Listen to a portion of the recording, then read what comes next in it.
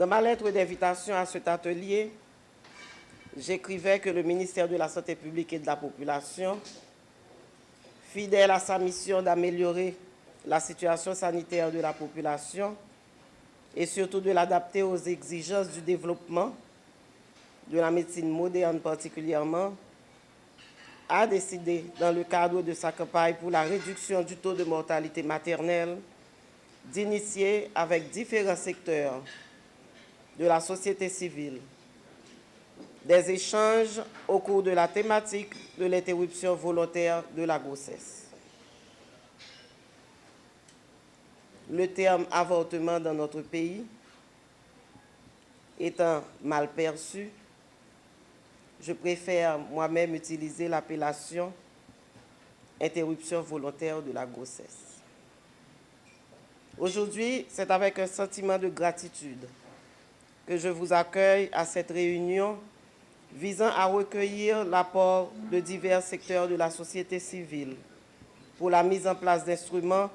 beaucoup plus adaptés à la gestion de cette thématique. Le ministère de la Santé voudrait saluer ici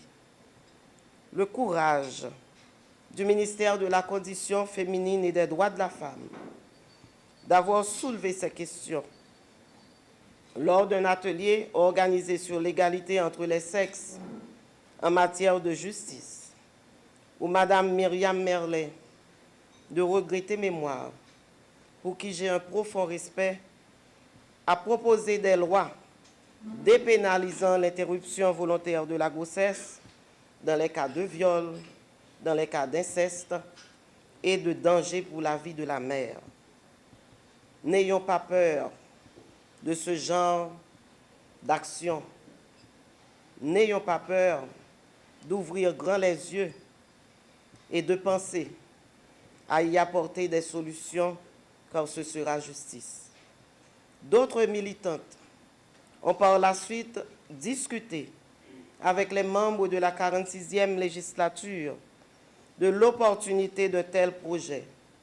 Mais malheureusement, ce projet est encore dans les tiroirs et est resté sans succès. Aujourd'hui, les cadres du ministère qui m'accompagnent pensent et croient fermement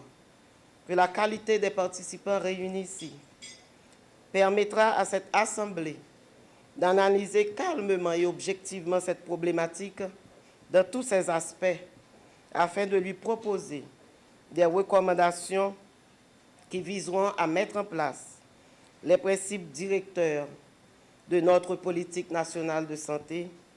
sans pour cela écarter nos valeurs religieuses et nos principes intrinsèques. Je parlerai de l'universalité garantissant l'accès à tout un chacun, de la globalité des soins, de l'équité des services fournis, de la qualité visant l'offre des services adéquats à la population. Ce sont autant d'aspects qui, faisant partie de notre politique, méritent toute notre attention, notre dépassement de nous-mêmes, tout en gardant, et je le répète, nos valeurs intrinsèques, nos principes intérieurs, nos convictions religieuses. Nous n'avons pas le droit de laisser mourir des gens qui auraient pu être sauvés. Ainsi, je vous souhaite une excellente session de travail, au bout de laquelle